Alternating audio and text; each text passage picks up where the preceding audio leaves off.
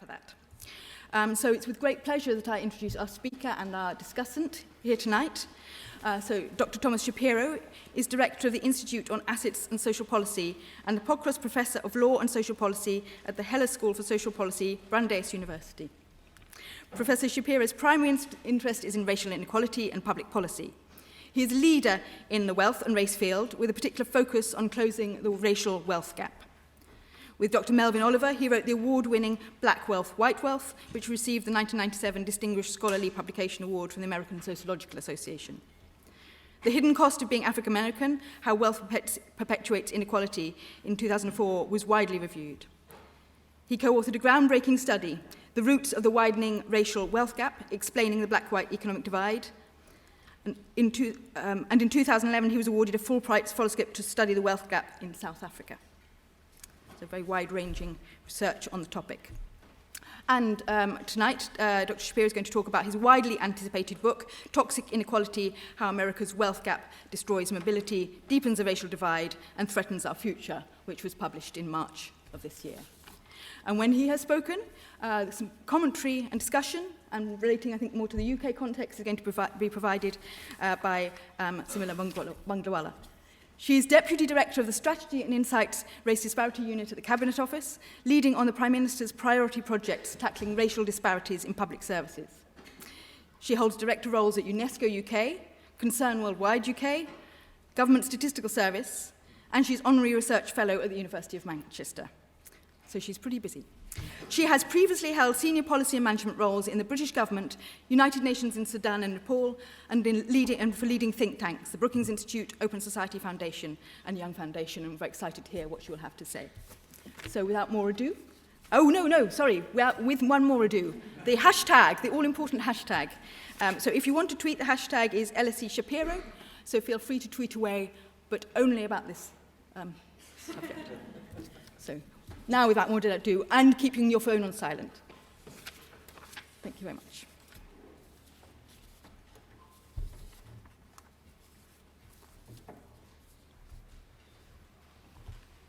Good evening. It is indeed a pleasure to be here, and it's great to see so many people turn out at this hour and with the London traffic. I'm very impressed. I also definitely want to congratulate, and I'm honored that the International Inequalities Institute and the Roundtree Foundation has seen fit to present me and to give us the opportunity to have a conversation about racial inequality, both in the United States and in the UK. And maybe at the end of the evening, we might have an opportunity to see where some of the similarities are and where some of the uniquenesses exist as well. Especially in terms of how sources are similar or not, and how some of the remedies that are being approached are similar or not. I plan to do, in about 40 minutes, 4 quick ideas here. One is, I'm going to talk a bit about what I think is some of the crucial data, and there'll be 3 or 4 slides that relate to that, which I would very much like to draw your eyes to. I want to talk about the sources of the inequality and the data that I talk about and the context upon which the data sits in. I then thirdly want to talk, which I think for me is kind of a high point and what I would like to see as a high point of my presentation. I want to talk a little bit about narrative.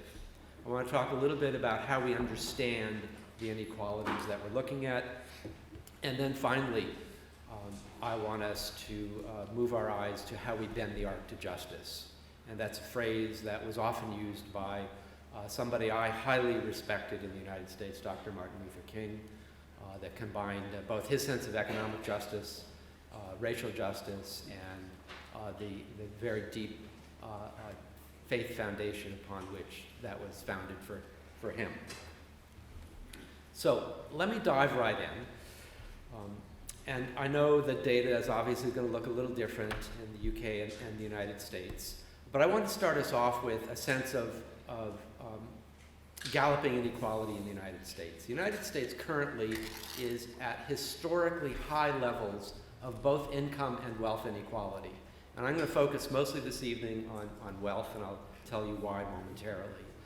But what I really want to draw your attention to at the moment is the chart in front of you, where what it tells me, the story that it tells, is that as wealth was being produced and generated and growing pretty dramatically in the United States from essentially the post-World War period up until the early 1970s, that wealth was generally dispersed through the wage in somewhat of an equitable manner, so that the hourly wage went up somewhat in tune, very close in tune with how wealth was being generated.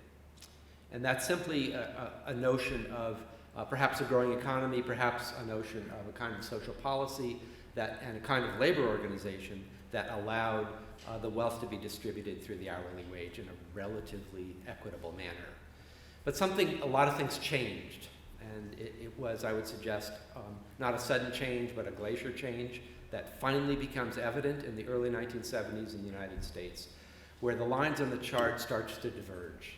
And we start to see a great divergence in terms of inequality, where the hourly wage no longer keeps pace with how wealth is being produced and generated in the United States. And this is the era, if you will, the beginning of the 1970s, that ushers in a period of what I would call extreme, or the title of the book, toxic inequality in the United States. And what we're looking at in front of you is it's represented in terms of the hourly wage. I want to talk and focus a bit about financial wealth in the United States. And by wealth, I simply mean everything that a family owns of financial value minus all of its debts, including homes, including home equity.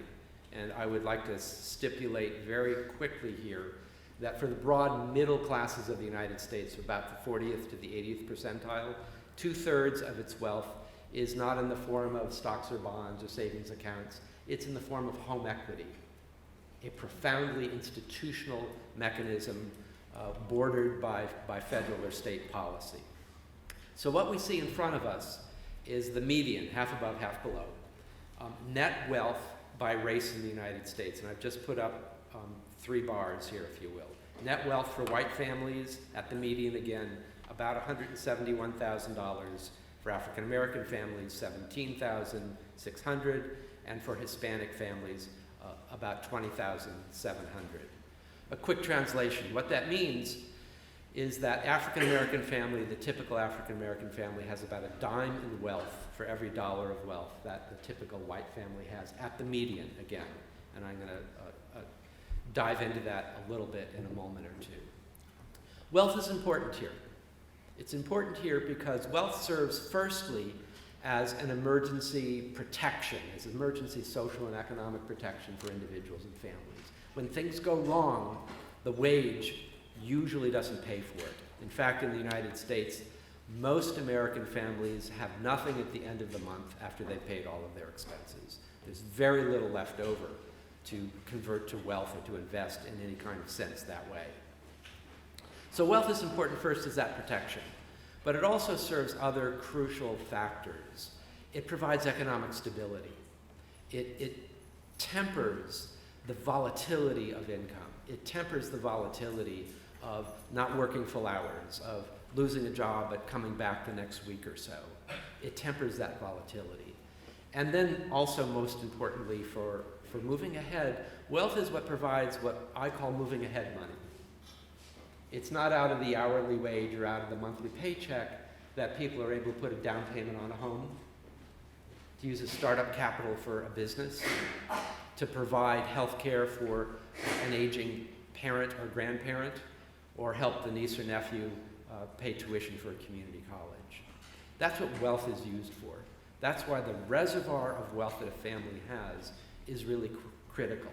So the data about African American families having about a dime in wealth for every dollar of wealth that the average white family has, it tells us, I think, a significant and something very robust statement about life chances in the United States, about the ability to survive crises and emergencies, about the ability to get ahead.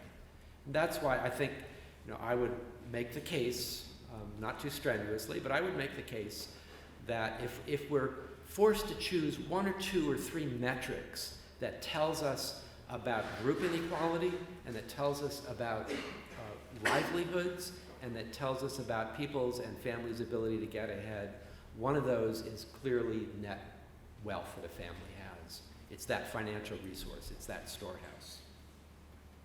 All right, so talked a little bit about that dime on the dollar, but people often ask, and I think it's a really important question to ask, because it gets at some of our ideas about class. People often ask, what happens to wealth once incomes are similar? The previous slide showed median to median wealth, but we also know in the United States that the average or median wage of African Americans is about 60% of what it is for whites. So what if we start to equalize those? What does merit, what does achievement by class mean here? And I would like to draw your attention quickly to three bands here. The first band, the band on the top, is looking at the 25th percentile of income and below. What is the wealth of those families? What's the net wealth of those families? For whites, $13,000. I won't read all the data. For African Americans, it's $210. So that ratio that was a dime on the dollar improves all the way to 15 cents on a dollar.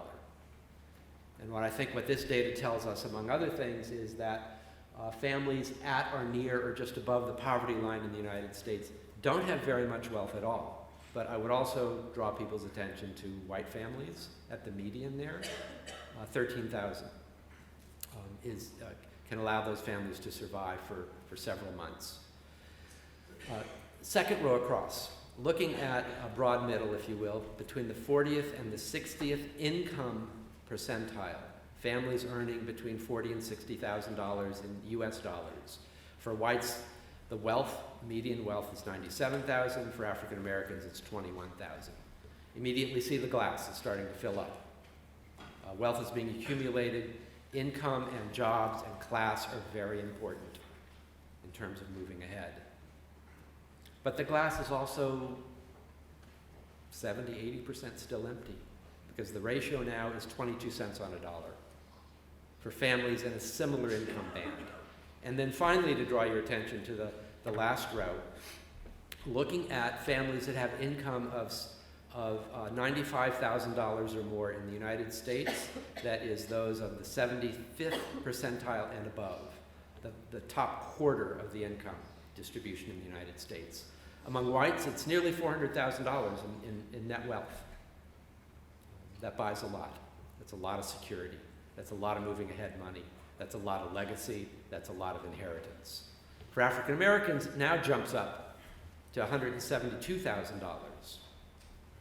Again, see what's happening to the glass being filled up, and then also look at how that glass is still not quite half full.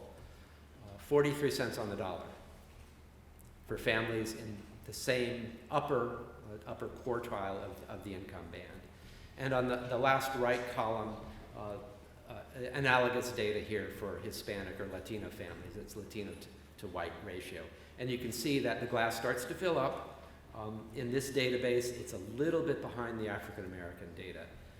Parenthetically, this data is taken from the Panel Study of Income Dynamics, the 2014 sample, which is why the data is a little different than the previous slide, if anybody has actually picked that up. So a question often becomes then, in the United States in particular, on the heels of some pretty successful and hard-fought civil rights movement and social movement pieces of legislation coming in the middle 1960s of fair access to lending, fair access to housing, fair access to public establishments, fair and equitable access to higher education.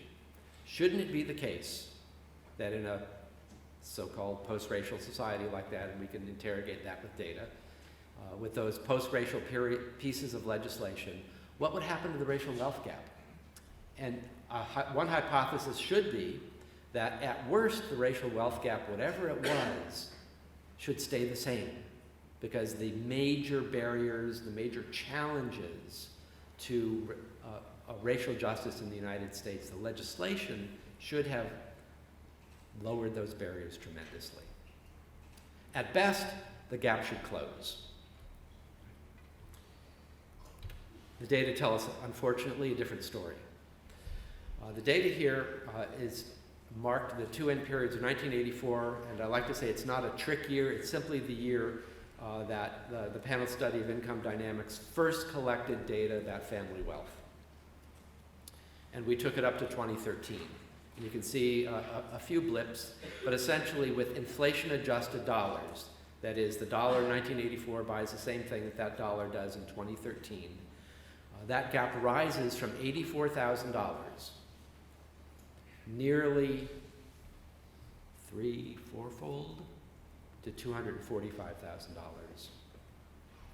So when my understanding with data like this around racial inequality in the United States is that the foundation of racial inequality is the history of the United States, the history of slavery, Jim Crow, extreme pieces of racially based legislation, of which I would love to have some questions about as we go along, like Social Security, like the Federal Housing Act, like the Homestead Acts, like land-grant colleges.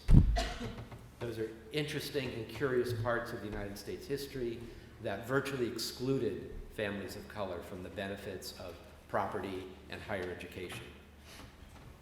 But something is happening not just with the historical foundation, because between 1984, following the same set of families, up to 2013, we see that that gap continues to grow.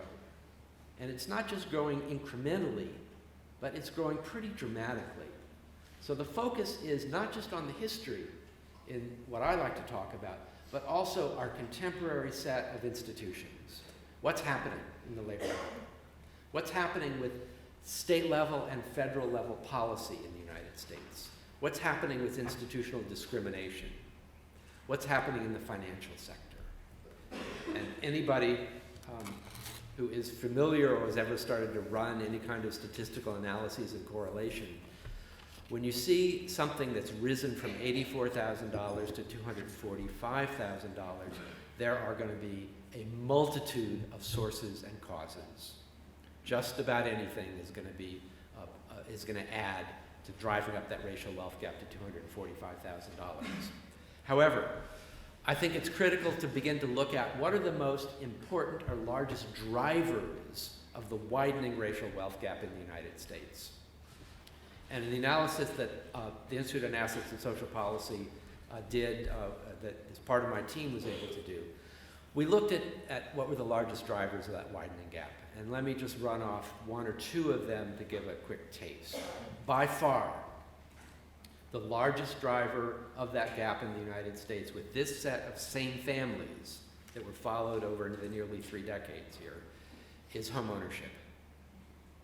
The ways in which home ownership rates are different, yes, but also critically the ways in which home equity, the value of a home, increases much more, and the ceiling of that accumulation is much greater in communities that tend to be homogeneous white and communities that tend to be homogeneous in terms of upper or upper middle class status.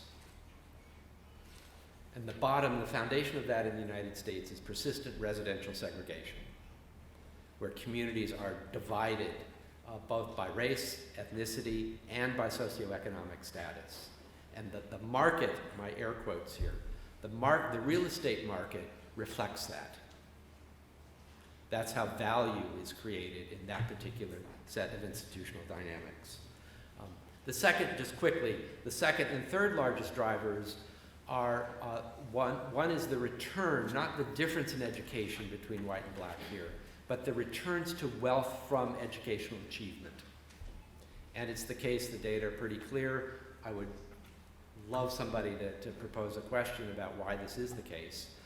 The data are very clear that African Americans with college degrees do not accumulate wealth at anywhere near the rate that white college graduates did and do. The returns to wealth are very different from higher education. And then a third quick source is about inheritance. Back to the foundation. the legacy of racial inequality, particularly with African Americans in the United States, and now with more recent immigrant groups and with Mexican Americans in particular, where the borders are very amorphous, to say the least, if you know anything about United States history. So, to me, it's scary to talk just about facts. Because facts, to me, without a context, without understanding what the sources are, allow people to fill in the blank.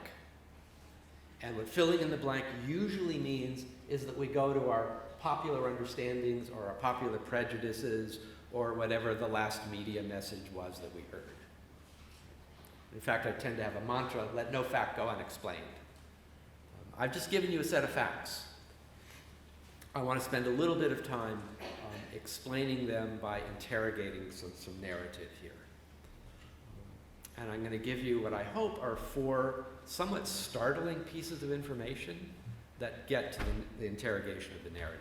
First, whites with no high school degrees have more wealth than African Americans that have some college.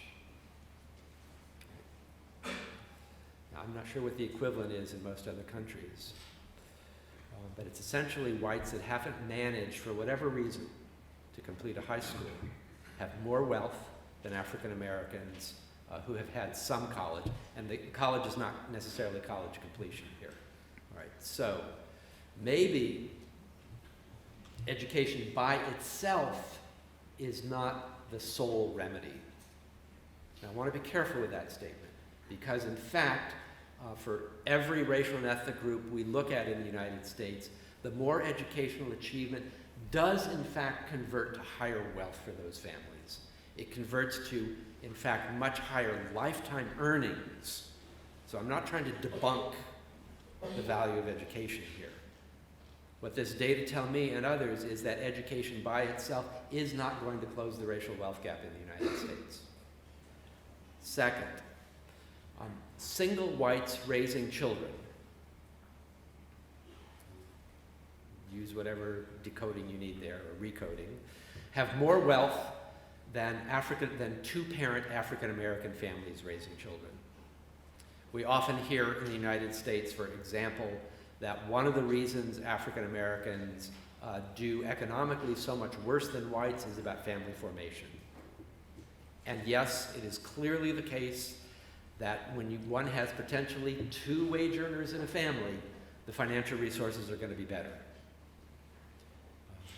But if I can be allowed maybe a wry, not so wry sense of humor, why stop at 2? Why not 3 sources of income? I'm not sure where that argument really takes us, other than the understanding and recognition of opportunities and wage earners. Single whites raising children have more wealth than African American two-parent families raising kids. Whites working part-time, and I can't, the data don't parse this out other than a binary of part-time and full-time status at this point. Whites working part-time have about the same, actually it's a little more, about the same wealth as blacks working full-time. So it's not, the racial wealth gap is not solely about how hard people work or not. It may have something to do with the kinds of jobs, it may have something to do with the kind of pay, but it's not about so-called laziness or lack of drive or determination. Whites spend 1.3 times as much at each income level. Whites spend 1.3 times as much on consumption as blacks at the same income level. And this gets at the so-called conspicuous consumption hypothesis that some use to explain racial and ethnic differences in wealth accumulation. Right? At the same income band, same income level, whites spend and consume more. There are some interesting and profound differences in the type of consumption. Whites spend more on restaurants, entertainment, clothing. African Americans spend more on utilities, gas, light, apartment rentals. And that gets at a mem or frame we use in the United States. The data is also pretty compellingly clear that families living in poverty pay more for utilities. They pay more for rent distributionally. They pay more for utilities in terms of needing deposits, in terms of needing first and last month deposits, in terms of those rates actually being higher.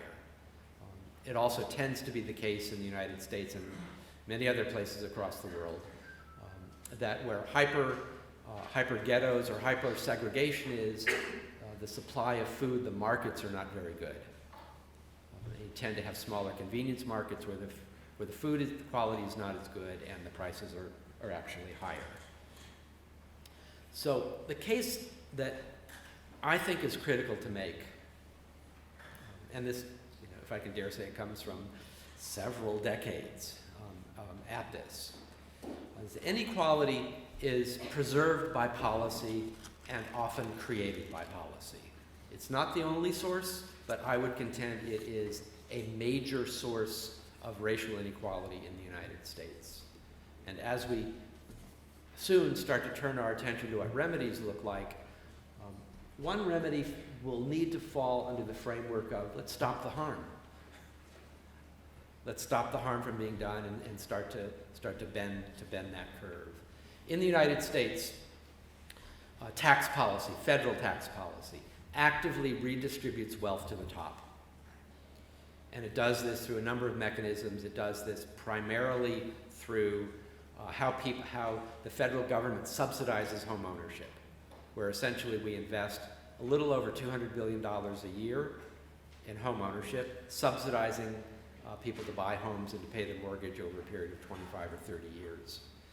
And we invest as a society about 4 times as much money helping families, subsidizing that home ownership compared to rent subsidies for families who have trouble finding and affording shelter in the United States. The tax code. And unfortunately, if people have been following some of the news in the United States lately, we have had a reform, Shapiro air quote, double air quote, a reform to the tax code that has made it worse, that palpably now redistributes more money to the top, not through the mortgage interest deduction as much, but through the way corporate tax rate was lowered and through a number of other mechanisms, which maybe we can dive into in the question and conversation time. The tax code and social policy in general provides a pretty profound disincentive to savings for families that fall below the poverty line or that utilize social assistance or social welfare programs. And I hope maybe this will startle people a little bit, but let me give an example. A mother who is eligible and receives food stamp assistance in the United States, her benefits for having food stamps are jeopardized if she puts money into a savings account for her child's higher education. That's held against her. There's a small number of dollars she can provide in that account. Otherwise, the social welfare system will basically say, you should use that money first, and we'll figure out about feeding you later. An extreme set of disincentives to savings for low-income and moderate-income families in the United States.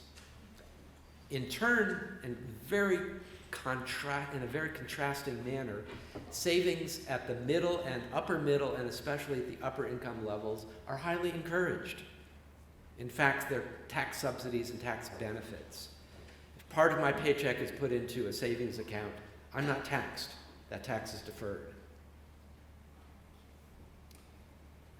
A mother on social assistance does the same thing. She potentially puts her benefits in jeopardy for doing that. The mortgage interest deduction I've talked a little bit about. I don't want to go on forever, but on the topic of the estate tax in the United States, if you don't think my blood's boiling already, it really, it goes boiling over all edges of the pot when I start to even think about the estate tax in the United States. This too was just, quote, reformed. And it was reformed in a way to provide even more protection for extremely wealthy families. 2 out of every 10,000 deaths in the United States. Let me repeat and underline. 2 out of every 10,000 deaths in the United States are families that are eligible to pay the estate tax, even before it was reformed. So that's how tiny of a percent of the population we're talking about. The law was recently changed so that if a single individual dies, the first 10 million US dollars are exempt. And if it's a husband and wife or a couple happens to expire in the same calendar year, it's twice that amount. So the first 10 million for an individual is exempt. And then $1 over 10 million, not the first dollar, but $1 over 10 million is taxed at 35%.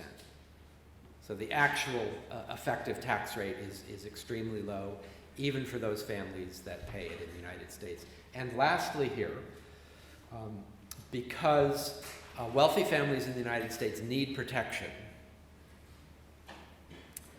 it is one of the very few policy mechanisms where there's a cost of living adjustment built into it. Every year, that 10 million goes up according to what the inflation rate is in the United States. As I recall, and maybe other citizens or people familiar with the United States can correct me here, there are only 1 or 2 other social policy mechanisms that have that kind of cost of living adjustment. Social Security is one of them.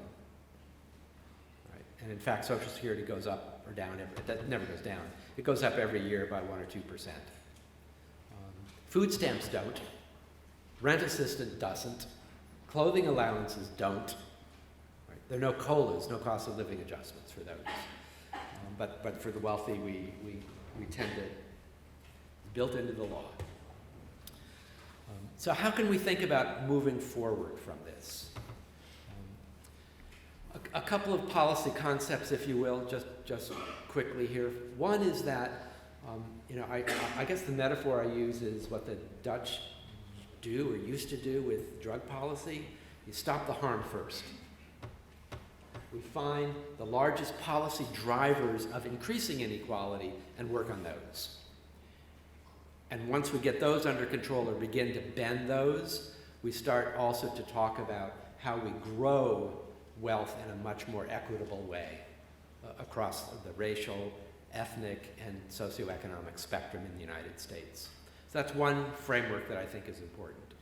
The second that I think is important is that if we think of social policy also as a spectrum, on one end, we have policies that, if they work, provide economic mobility and help families get ahead and help individuals get ahead. It could be workforce development, it could be a lot of things one could talk about.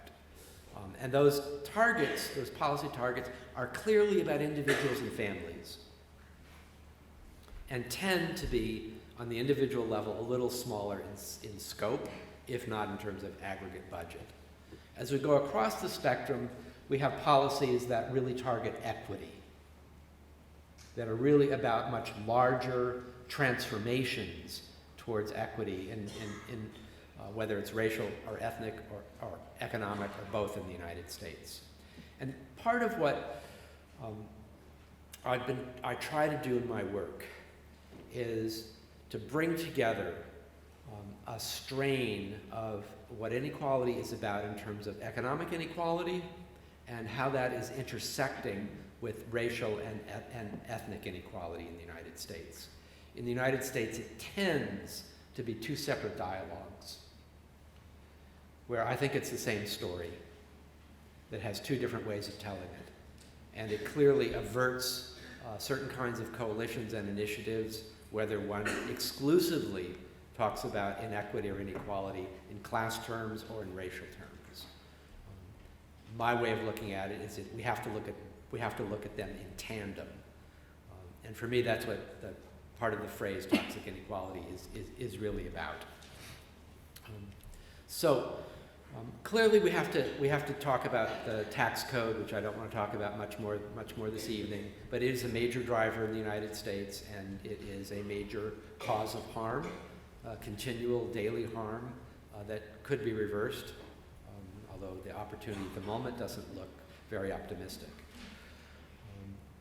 In general, I like to think, and it's why I really look forward to some of the discussion and conversation about what is going on in the UK in terms of disparities.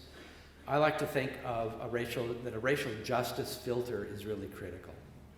It's really critical to ask the question of every policy proposal, every policy that is on the ground, what does it do in terms of socioeconomic inequality? What does it do, or what would it do if it were successful in terms of the racial wealth gap? Would it start to close it? Would it have no effect? Would it work in the wrong direction and actually widen it even further? In the United States, there is a movement of sorts to embed both equity. Sometimes it's called an equity filter, sometimes it is specifically called a racial justice filter, mostly at the metropolitan level. So the city of Seattle has one. They call it an equity filter that really holds municipal departments accountable for plans and implementing plans about equity in Seattle. How's procurement done? Who determines which roads are fixed?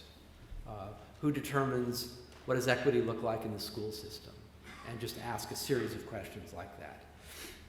In the Boston metropolitan area, where I and my wife are citizens of and have been for many decades now, the city is about to implement a racial justice filter that we've been working on for several years.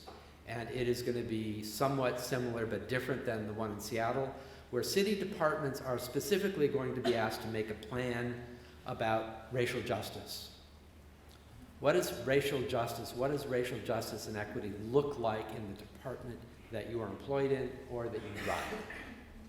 And so obviously it's going to be a different plan for Parks and Recreation than it is for garbage collection, than procurement, than for tax collection.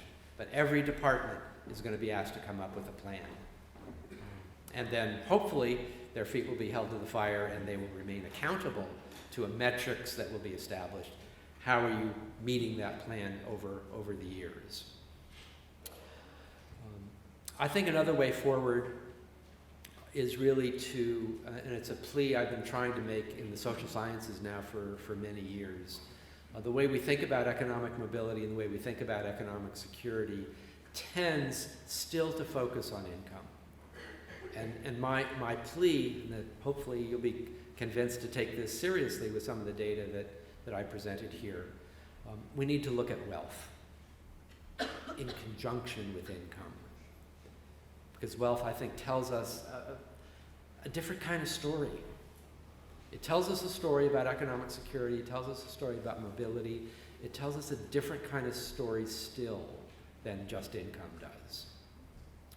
And I think that's really critical to look at. I think now, in many parts of the Western world, we're beginning to have some pretty reliable and decent data sets that contain information about family wealth and family debts.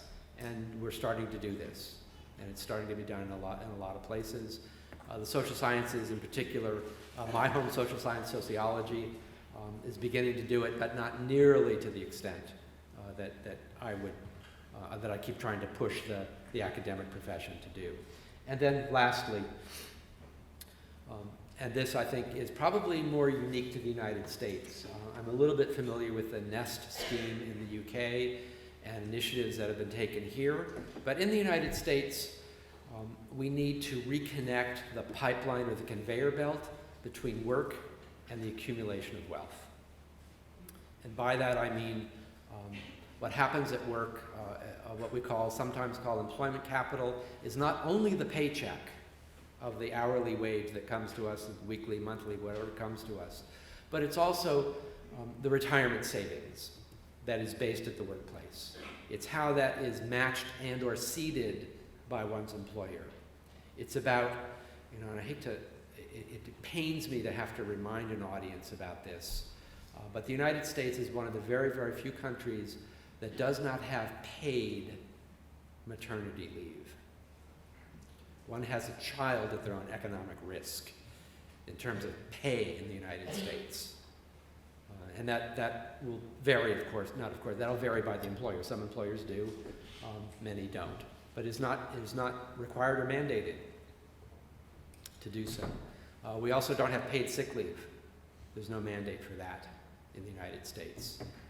It's at the whim or the result of labor negotiations if there's a union around at particular wage sites in the United States. So retirement savings, paid sick leave, health insurance, dental insurance. All those are things that when they are not part of a remuneration at work, the wealth, whatever wealth that family has, is totally unprotected.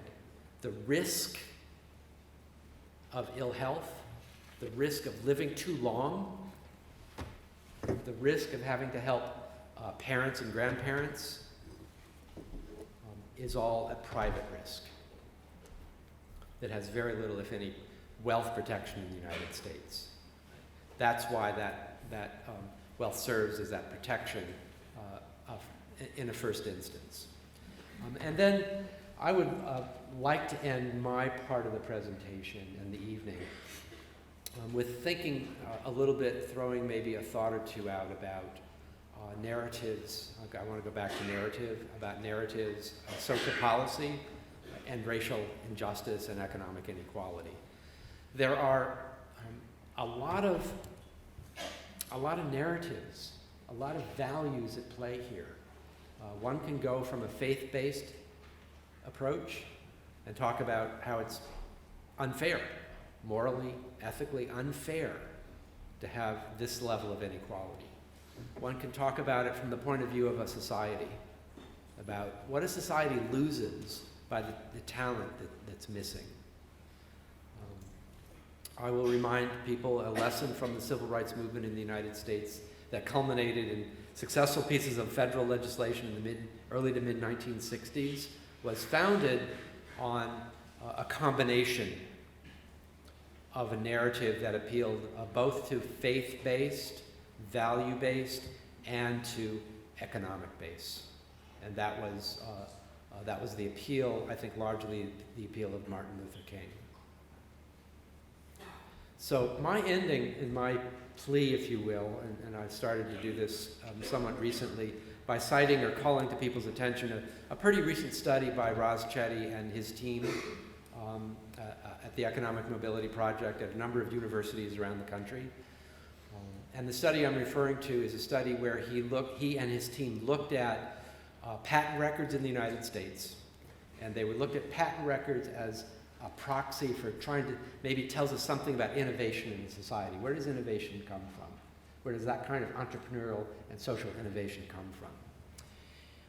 It was then able to combine those records with the patent holders and other records in the United States and came to the following quick conclusion that in grammar school, first, second, third grade, math scores, the highest math score testing African American children, the precursors of patents, the precursors of innovation, if you will, had a lower rate of patent holding than middling and low scoring whites at the same age.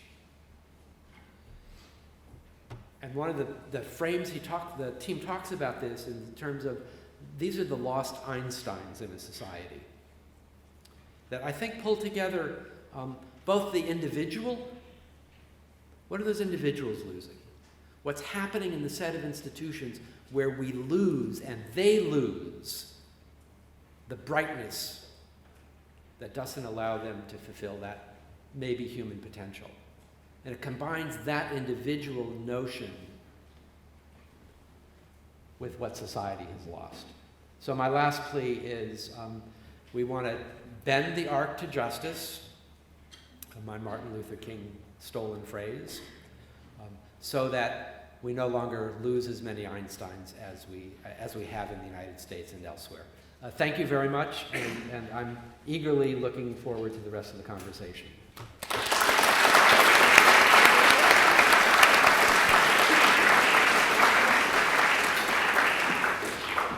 Thank you very much. I'm delighted now to hand over to Zamila for some discussion of these points. Thank you, everybody. Good evening. So my brief in about 10 or 12 minutes is to give you some reflections on Professor Shapiro's leading research, to offer some considerations and challenges, and then to put it into the UK context as a policy professional and having done some research in this area. So initially, the reflections. I actually really like the extensive quant in your material as well as the qual, because you have covered a time series that has looked at the recession, key elements of black swans that we always anticipate but never expect when they show up, and the shifts in our social and political societies in terms of the voices that we hear. And so Black Lives Matters, the Occupy movement, these are things that have happened in our very recent history which are changing the way we think about inequality, but also has brought it to the forefront of our lexicon in ways that we probably haven't experienced for some time. The qualitative analysis has also just allowed the real voices, the real stories of people, of families, intergenerational realities that people face across your country. That helps us remember that inequality is not a mono thing and it doesn't affect any one group in the same way. It has different facets that have to be respected and appreciated.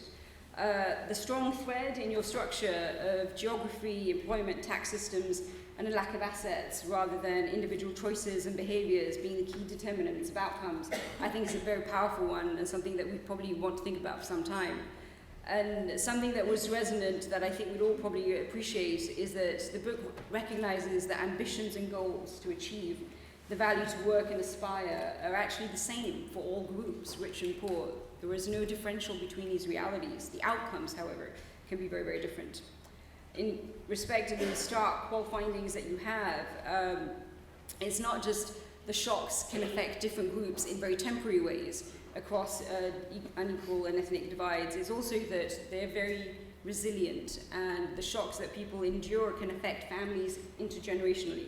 And so how that manifests into driving inequality even further is something we have to respect and think about when we look at how shifts are going to affect families over long term. You rightly pay a lot of attention to the disparities in policies, geographic segregation, other injustices that are happening over time, and the widening economic inequalities that are affecting different ethnic groups. The national discourse about inequalities and disparities, we have to recognize that they are not universal. Their impacts are different. And how we're going to correct them, therefore, is something that we have to think about in very different and nuanced ways. Your examples of discrimination affecting the African American and Hispanic groups with respect to how they were borrowing, mortgage lending, subprime, the reactions of how people are charged different fees, whether they get bank loans to allow them to accumulate wealth, are all very, very stark. And I think research of the UK in this area is probably going to be necessary. The reminder of the Gini coefficient stats of 2015 that the income inequality, the wealth inequality is actually rising, and it's the greatest in the United States, this richest of all nations. And has the bottom 90%, which is always strange to me to say, the bottom 90%, the vast majority of people is still the bottom, has been declining since the 80s.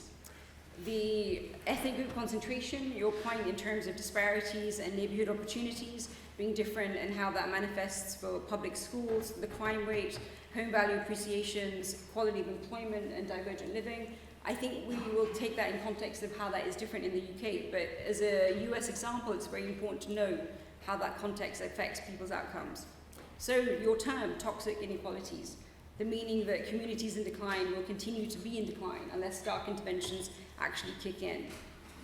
But one has to wonder if that overlooks the realities that sometimes geographic proximity and youth and innovation will permit for different ethnic groups.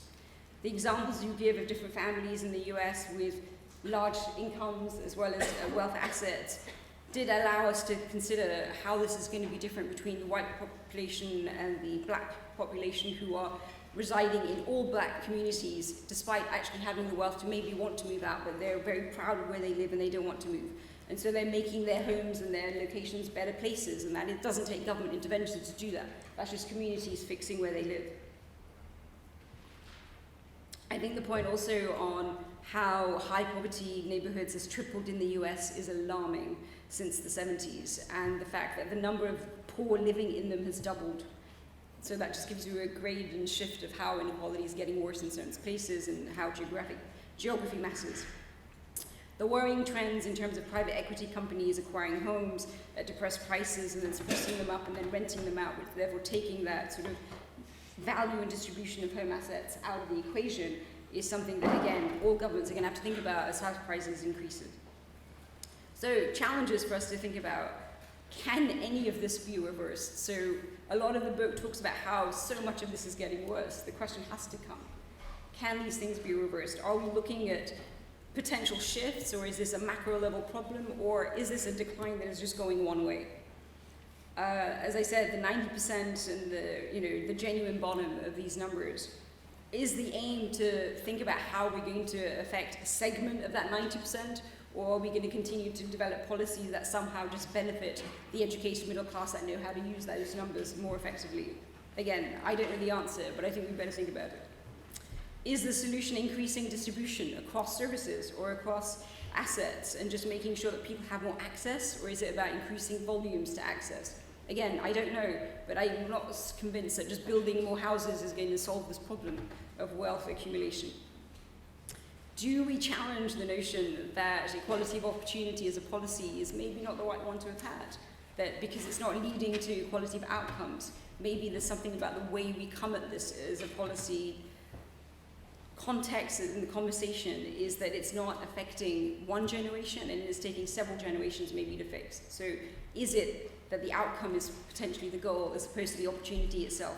Because that takes the point that if this is not universal to begin with, then the outcome should also maybe not be universal. So, relevance to the UK. This is our shiny new website. We are the first in the world in the UK to build such a website.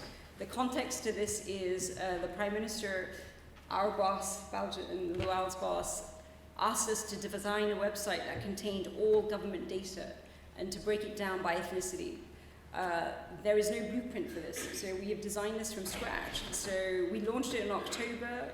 We have received significant press. We have received great help from colleagues at LSE, for which we're grateful. So I'm just going to show you some of the data that we have to help contrast it with what Professor Shapiro is telling us.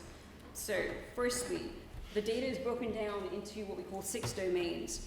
The source is open access, so anyone can get to it. So we wanted to make sure that if anyone can access this website, it should be accessible to anyone. Therefore, the language, the terminology, and just the visuals, hopefully you will find very appealing and very accessible. So I'm going to show you what we call a typical data page. So this is all the data we have in our government on education. We're still building this website, so it contains hundreds of pages of data, but it's still only about 20% of what we have. So I'm going to give you 7 to 11. I'm going to show you some reading, writing, math stats. This is a typical measure page on our website, just to give you the structure. We tell you what you're about to see on this page. We tell you the provenance in terms of when it was published, which department publishes it, what time series it has, and what it covers. When we tested this data, we tested it with members of the public, academics, NGOs, local government, central government, think tanks, across the board, across the UK, devolved governments as well. And these are the structures and the way that we've been told is best to present a website. So first we give you the main facts and figures. I'm not going to dwell on this, but the truth is that what we show you is the key stats you're about to see on this page. There's no judgment in this. These are literally the key stats to show you. But the charts are more important, so I'll scroll down. The technical information is hidden behind these 3 buttons, things you need to know, what the data measures, and there's categorization issues in this. So similar to the United States, I'm sure we collect ethnicity data in many different ways in the United Kingdom. We have something called the census, of course, which gives us the latest categories, but as we update the census every 10 years, we have multiple different types of categories of ethnicity to cover, and there is no current uniform system in the United Kingdom government of how we collect ethnicity data. So what we're about to show you, we collect in many different ways. So this is the first chart on our page to give you reading, writing, maths by ethnicity. And from it, you'll see the scale of the disparities between different ethnic groups. So for some of you, this may not be news, but for some of you, it might. The highest achieving ethnic group in the UK is the Chinese. The second highest is the Indian. The third highest is the mixed Asian, and then the white is here at 53%. So that gives you this idea of how disparities across education exist in the United Kingdom by our ethnic groups. But the data is more sophisticated than that, and we can start to break it down further. Firstly, just to give you the visual, we've been told that when you give data to people, you have to give it in charts and tables, because not everyone is data numerate. So our entire website splits by tables and charts. You can download everything on our website, so it's free to access, and on the right, you can download it in CSV file and table and chart. Then we give you the summary, which highlights what it is I just said, which is which are the highest achieving groups in this grade, which are the lowest, and the range of the disparities that are found. Then we give you, because we know ethnic disparities are not only explained by ethnicity, there are various factors that you have to consider, including socioeconomics, including gender, including geography, and where possible, we give you those data breakdowns. So this is what we call free school meals, which in the UK is the only and crudest version of socioeconomic data on education we have. Nevertheless, it shows you some of the disparities don't hold the same way that we might assume, in that ethnic groups are still highest achieving in these categories, regardless of whether or not they are a receipt of free school meal support from the government. Again, there's the table, there's the data to download. Now this is the best and sexiest part of my website. We've done something that no one ever has, even though this data was always published. We have broken it down by geography. So you can quite literally ask the website which is the best geography to be Asian to get this outcome, and it will tell you. You can ask it what is it for black, and it will tell you. You can ask it Chinese, and it will tell you. This data was always available, but my amazing team put it together and gave it to us by geography, because as the professors outlined, where you live, geographic segregation and neighborhoods matters a great deal. Anywhere in the world, this is always going to matter. In the UK, we are no different. And so we have broken it down by all local authorities in the United Kingdom. And I think we have gender. Here it is. Now, this may not be news, but girls do better than boys. What may be news is by the scale. Ethnic minority girls do better than boys, and how differently they do to the white population. Again, this website is about all ethnic groups. We don't differentiate only for ethnic minorities, because the white majority is also an ethnic group, and it's important to recognize that disparities are faced by all ethnic groups, including the white. I'm going to show you employment briefly. Here we go. Again, this is partly just to show you the sophistication of the website, but also to highlight how much data matters when we're talking about inequality. So again, the profile is the same. Provenance of the data, where the key disparities are, things you need to know. Now, employability by ethnicity. The highest, of course, for the white group, 76%. And then the range and the disparity. The lowest here is 54 for the Pakistani Bangladeshi group. We've known this for about 20 years, that in our education and employment systems, we have disparities that have been persistent. What is causing them, we do not know completely, although we have extensive data that tries to break it down and says, this percent is about ethnicity, this percent is about where they live, this percent is about skills. What is true, however, is this disparity is holding, regardless of interventions and what it is we're doing about it and education outcomes. So it has to challenge the way we think about things when a chart that tells you the highest achieving groups by education are several ethnic minority groups, and yet the employment disparities are in double-digit figures, and they have been there for double decades. There is something that is very wrong in our system if this is a reality that holds. Scrolling down, we give it to you for the white group as well, because again, as I said, the website is about all ethnicities. And then something again that is quite sexy on our site. What we've tried to recognize is that some disparities are so persistent, but the time series matters. You need to know how the disparity has shifted when you've seen recessions, when you've seen shocks in your labor market. We have to thank Professor Jonathan Wadsworth here at LSE, who published The State of Work in Britain, who told us how the ethnic minority groups are faring worse into and out of recessions. They do not recover as quickly, and they are one of the first to lose their jobs. And some of this data reflects that. Again, tables and by region. Again, this is why it matters. You need to know where people live to know what the disparities are. The disparities are affecting people differently. by their geography, and how we're going to address some of these is again going to matter and going to be applied differently. I think there's just a geography page on this I wanted to show you. If I can scroll. Are you nearly through? We there? Okay, there's just one more. Again, by age, I just wanted to show you because ethnic minorities, and Professor Shapiro again highlighted this, the demographics in ethnic minority populations. We are an aging white society, the same as the US. We have rising demographic shifts in terms of a highly youthful ethnic minority population, and so how this is going to shift our labor market is something that we're going to have to be very, very aware of when we design policies and when we look at how it is we have our recruitment practices. But the chart that I wanted to show you that I hope Professor Shapiro will do justice to your wealth point is on home ownership. So, again, I'm going to scroll right to the bottom of this one because we have a chart that defies any logic that we've tried to apply to it. And here it is. So, percentage of households who own their own income by ethnicity. So, a lot of what we think of in terms of how people buy houses is dependent on how much you earn and potentially where you live. But this chart tells us that even the highest earning ethnic minorities, those who earn over £1,000 a week or more, still have a disparity of about 20% when it comes to home ownership compared to the white population. So your argument of how we look at income versus wealth is capsulated, I hope, in this chart, which says income is not the thing to be looking at because income here is not justifying how it is you're owning a home because the disparity still holds. Therefore, something else needs to be considered when we think about how it is you're going to meet these disparities because income is not solving it for you.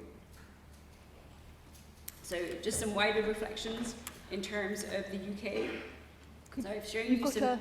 Zamila, can you yes. Wrap up? Sorry. Thank you. So I've shown you some wider disparities, but some things that just to think about in terms of how it is we're going to consider how this data works. In the UK, geography matters slightly differently in terms of the US because what we're finding is ethnic minorities in the UK are largely concentrated in London, Birmingham, Manchester, and that encapsulates about 50% of the ethnic minority population. And then the others are dispersed also in inner city areas. But one thing that we're finding in our inner city areas is the proximate location to jobs, the proximate location to higher education institutions, but also the increasing value of people's houses. So if you happen to be one of the lucky ethnic minorities that does own a home, they're generally more valuable than if you live in rural areas like the majority of the white working class population in the UK. So we have subtle differences in terms of how it is geography affects people differently. Also in terms of higher education, ethnic minorities are disproportionately going into universities in the UK. So whilst we have tuition fees the same as the US, but not on the same scale, whilst we have some support, which is declining, I'm sure, but ethnic minorities are still choosing to go into universities. So regardless of any assets they may or may not have, the blockage of fees is not stopping them going into university. So their aspirations are still very high. They still are choosing to try and achieve. Whether that is resulting in graduate outcomes is something still to be discussed, but nevertheless, it is still something that we have to appreciate. And my final point will be, I think when we look at policies, it's not necessarily the case that we should look at individual and incremental policies in terms of education, employment, housing, health. These problems have been so persistent that maybe it's time to look at this in a macro level, that systems change is something that is potentially required. What that will be, I don't know, but we hope that the website that we've produced will help people interrogate the data better. Thank you. Thank you very much. Good evening. Thank you both the speakers. Very interesting. I'm going to start by saying two words. Are you going to introduce yourself? Luke Hamill. First two words, Luke Hamill, most important. First two words, Panama Papers. When the richest elites in the world control government, control the flow of money, and will take it anywhere, what can we really do? And obviously war, when you look at the history of especially the last 100 years, is the biggest driver or shift of wealth. I don't know where to start. Thanks very much. I think there was one over there. You'll be in the second round because there was... Hello, my name is Steve Koski. I was just hoping that you might talk a little bit about, Professor Shapiro, that is, about what you think the role of the organized labor in the U.S. will be going forward.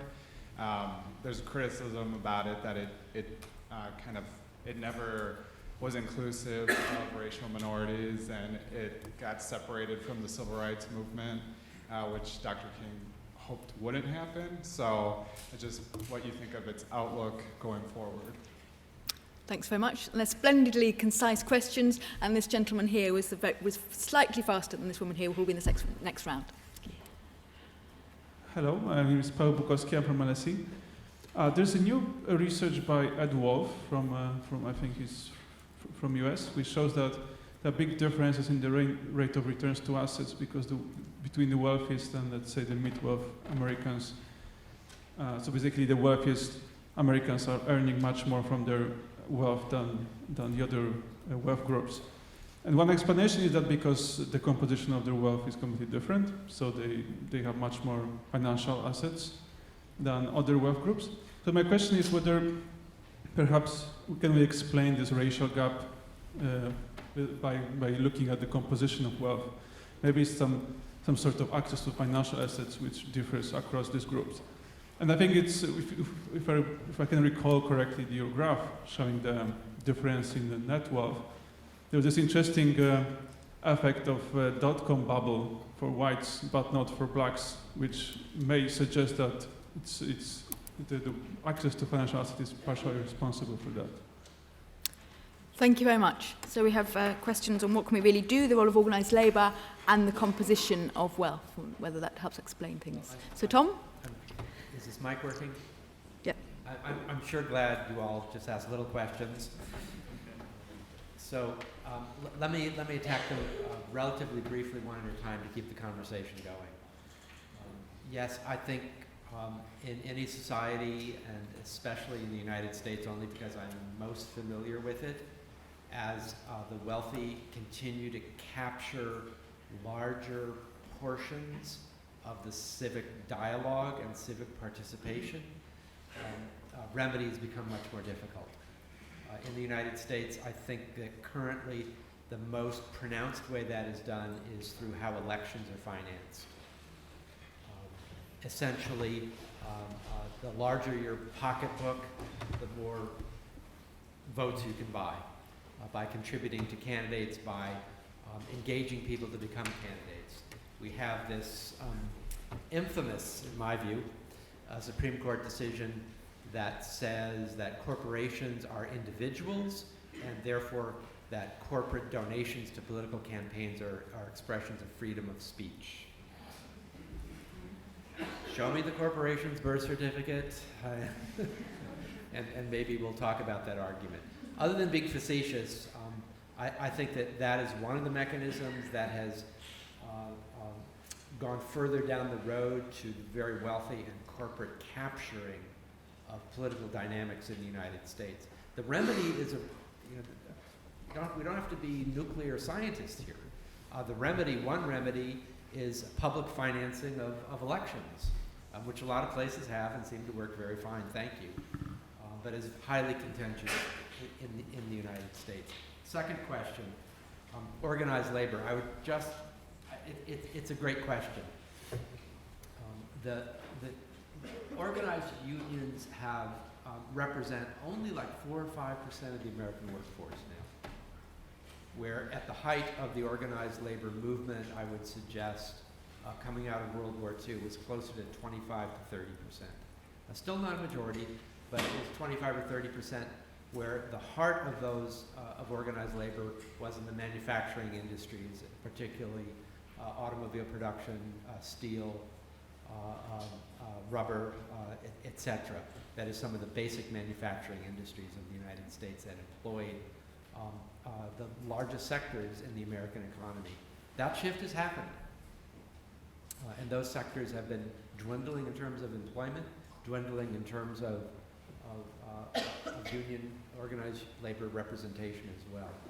Many of those unions did have, especially I would point to the United Auto Workers as an example, did have some pretty inclusive contributions and participations of workers of color, which is not to mean there were not issues. Other unions tended to protect, to do some resource hoarding, if you will, and protect their organized status, to keep a lower floor, if you will, to build up the floor for union workers versus non-union workers, which tended to be workers of color.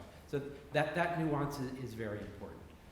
I think moving forward, as a pretty pronounced shift in the occupation structure is and has been occurring in the United States, not just from manufacturing but to retail, but I think specifically to healthcare sectors, to service sectors, to domestic sectors, that is where the road forward for organized labor is, and we begin to see it in the a union called SEIU, the Service Employees International Union, which I think happens to be doing a pretty good job in trying to organize hospitality workers, hotel workers in particular, restaurant workers. One union, which is not that one, it's another one, recently won a pretty dramatic organizing campaign at Harvard University, which now needs to offer an annual guaranteed salary for its food workers. And if we think about universities where a lot of times it's, quote, downtime for students, meaning the food services are not operating, if we think about what the employability of that means for food service workers and others, it's highly uneven kind of work. So those kinds of gains are really important. Lastly, I would like to say that Ruth and I have a son who is very involved in the union organizing movement among certain kinds of workers in the United States. So it's something that we hear about as often as we can, and I think there is some room for optimism in that. Third question, I think if I was hearing it correctly, the citation to Ed Wolf and where wealth is really being aggregated much more at the higher end, but also about the composition of that wealth. If I'm hearing it correctly, it also goes to the heart of the Piketty argument, which I think is about speculative capital and is about financial capital, which when we look at the composition of wealth, the higher up the wealth ladder one goes, the less of it is in home equity, and the more of it is in investment capital, whether that's finance, whether it's stocks or bonds, whether it's businesses, whether it's speculative capital, whatever it is. So the families that we're interested in and the communities we're interested in, that broad middle, that bottom 90% of the population, which is a phrase I use a lot myself, how ironic that phrase is. The composition of capital, the composition of wealth in that group is not in the financial sector. And yes, I think that is, to the extent to which the Piketty argument is accurate, the higher returns have gone into that sector, and that's where finances have gone. It's not, however, a piece of advice or wisdom that I think easily translates to policy for low and moderate income families. Sometimes we have this debate or hot conversation about is it morally right, ethically right to advise low and moderate income families to become homeowners because of the potential crashes and foreclosure crisis that we've seen in the United States. History may repeat itself. Unfortunately, from my point of view and my understanding of the data, it's not an either or. It's not as if somebody has $20,000 and they decide to put it as a down payment versus doing something else with it. They don't have the $20,000. It's not a question of choice. How families acquire that down payment for a home, which is usually 5 to 10% of the purchase price, is often, especially for first-time home buyers, is especially bought through their family. It's loans, it's outright gifts that they get from family and others. That's the only way first-time homeowners are largely able to finance that to begin with. Thanks very much. Do you want to add anything? I just wanted to say on the sort of organised labour point, so in the UK as well, as we see shifts in our labour market and how people are getting jobs and the sort of move away from long-term opportunities to very short-term contracts. We do need to think about how rights and benefits are going to be expressed and given. But that also leads itself to how are loans and mortgages being distributed to these people. And so there's a very good piece of research by the Resolution Foundation recently which just said we are cutting off big swathes of our labour market from ever owning a home because they literally will not be able to get access to those mortgages. So that is something that we have to think about as we put together an industrial strategy in government, but also how the labour market shifts are going to continue over time. Thanks very much. Okay, I've got time to take some more. I'm just going to look up just in case anyone up as well. Okay, so there's one here, one up there, and then I think both of you. So we're pretty close. So we'll take four. So it's one in the middle here, first, one up there, and then two here. So I'm Ninu, and my question was, so obviously, like, looking at the data, etc., is useful and it gives insight into society currently. But obviously, there's like policy behind that, and policy needs to be put into effect. Why do you think, both in the UK and in the US, like politicians have been put into power, and a decent proportion of that, the demographic who voted for that politician was of African American and therefore, I suppose, inherently disenfranchised background? Why do you think that was voted in? Do you think like American and British society is more into like disputing economic bubbles and the establishment, which I suppose many of the politicians nowadays are there to represent, I suppose, as opposed to like long-term economic gain and economic stability? Thanks very much. And then we'll take the one up here. Hi, my name is Julian. I'm an American. I want to ask you about more the political messaging of how we address this problem, because you lay out a pretty clear distinction that along racial divisions. But in terms of the political messaging for addressing wealth inequality, isn't it more effective to, in a sense, make it a class issue rather than putting the nuance of race on the table, given that it's so easily attacked by the right in the United States, by the Republican Party, that unites then a different force that works as a counterbalance to actually addressing this problem? Okay, got that. And then and can you keep them very brief, please? And then we'll fit two more in. So there's a lady here, and then a lady over there. Right. My name is Naomi Eisenstadt. I was feeling rather smug. I really enjoyed your talk. I enjoyed both, but I was feeling rather smug about the suggestion about an equity filter, because in the UK we do have an equity filter, and I was involved in the legislation as a civil servant. More recently in Scotland, we have added socioeconomic status to the equity figure. So from feeling smug, then when I heard comments from Zamila, I was thinking, evidence-based policy, has it had any impact? We've had it since 2010. Has it worked? Small question there then. And finally, one over here. This lady here. No, it's just coming your way.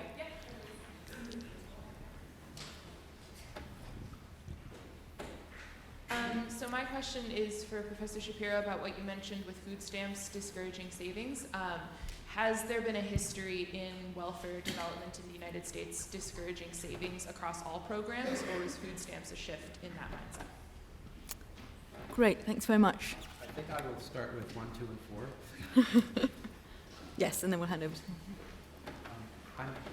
I will apologize. I'm not sure I've really got the sense of the first question, so pull me back if I'm going down the wrong road here. But one of our famous politicians in Massachusetts, who used to be Speaker of the House, had a famous saying where he said, all politics is local. And one of the things he meant by that is that whatever the demographics of the constituency one is representing, with elections for Congress every 2 years in the United States, there's a continual interest in delivering the goods, in supplying stuff through pieces of legislation that either earmark their districts or the constituents in the districts really benefit most from. And in political science, I think there's a lot of veracity to the conversation of when politics are constituted around those kinds of interests, and elections are continual, and now through how they're financed, it's harder to think about larger transformative issues. because that's not what people tend to be elected on. So lastly, and actually what is most important in my point of view on this, is that if in the absence of a social movement, whether it's a women's movement, whether it's a civil rights movement, whether it's an organized labor movement, in the absence of a social movement, politicians are not going to be driven to transformative policy. Some will, there'll be champions, and we all can name who they are because there's so few. But generally, politicians need to be pushed, and it's a social movement, various kinds of social movements that do that. Political messaging, so we could have, I think, a great conversation about that. My sense, and it's part of, it's a large part of why I titled the book Toxic Inequality. And it's precisely around the idea that we have to talk and deal and political message economic injustice and racial inequality together and in tandem. And an example I would give is of the Occupy movement, that really, for the first time in the United States in our contemporary era, put the eyes of the American public on that top 1% and defined them in a particular way. And a movement of sorts developed around that, but it was a movement that did not talk about racial inequality. It tended to just focus on the extreme wealthy and class. And so it did not bring into its movement a larger coalition that I think it had the potential to. And so, I think there are a lot of lessons that are learned from that people are trying to incorporate. But again, my sense is that if we don't deal with both at the same time, because the sources are very similar, then there's a fracturing about the solutions, and the potential of getting down that road are actually a lot less. The food stamp question, maybe, I'm not sure, I could have been misunderstood.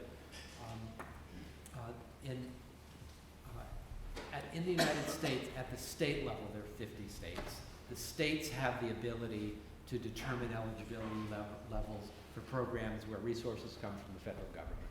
And food stamps, or SNAP what we call it, but food stamps is one of those. Half of the states in the United States, through reform movements, through a little social movement that I'm proud to say I've been a part of, have removed the asset test. So about half of the states, you no longer have asset testing, or the ceiling on the assets have been lifted tremendously. The other half still have them. So that in a state like Maine, for example, just to the north of us in Massachusetts, in the state of Maine and 24 others, if you have assets in the form of a car, a savings account, or savings for a child's higher education in excess of, and I don't know what the figure is, so just for example, $1,500, you jeopardize your eligibility for food stamps in the state of Maine. So that's the disincentive to save. And I will also suggest in the state of Maine, which happens to have a governor that is not of my liking at all, that it's a governor that has actually wanted to lower the asset limit, take it from the hypothetical 1,500 to 1,000. It really put the screws on even more because he doesn't like food stamps for a lot of different reasons. And does it operate across other programs, I think was the question. Yes, it does. Food stamps was the example I used and the example that came back to me. Yes, it does operate with other programs as well. Food stamps is an example. It operates on some rent subsidies and other things as well. But food stamps is one of the crucial ones because it's about food security and how that food security is jeopardized or not. Thanks so much. Do you want to come in and just on 2 points, if it's okay. So on political messaging, I can see how it might be crisper to look at only class, but if we think about the shifts in our class structures and the disappearing middle class, it's not as easy as it might sound.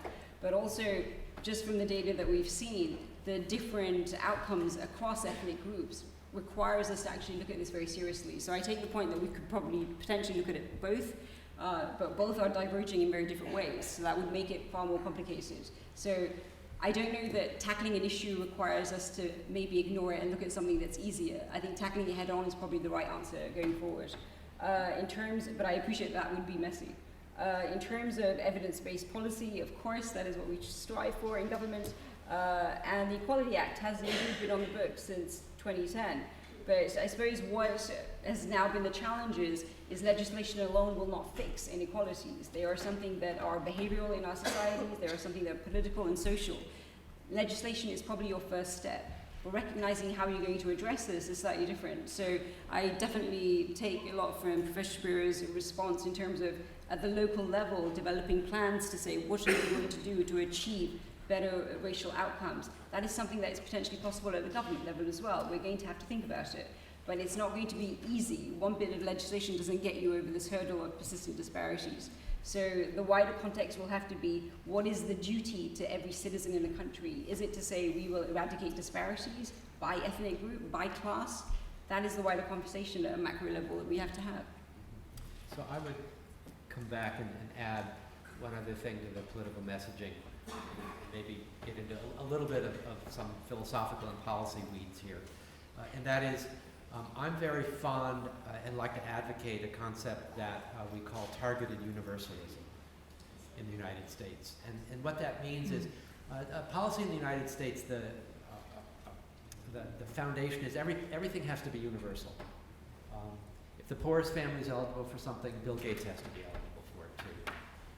And it doesn't take into consideration that the universal, thinking that way means that we're thinking of universal as a means and not an end. If we think of universal as an end, the end being higher education, or the goal or the end being economic security or retirement security, if we think of those as the goals as the universals, we need to then recognize that people and groups are situated differently. So to get differently situated groups to the same universal goal, different means are going to be necessary. So that if an eligibility requirement, for example, were family wealth, that's a way of thinking about targeted universalism, because we know the data that actually targets as the means more families of color, because that's where the wealth distribution, the lack of wealth is, to get to the same means of economic security. And there are a couple of proposals afoot in the United States, the name of which may be familiar to people, baby bonds, but very robustly by a couple of colleagues of mine that talk about large amounts of finance being given at birth according to the wealth of that family.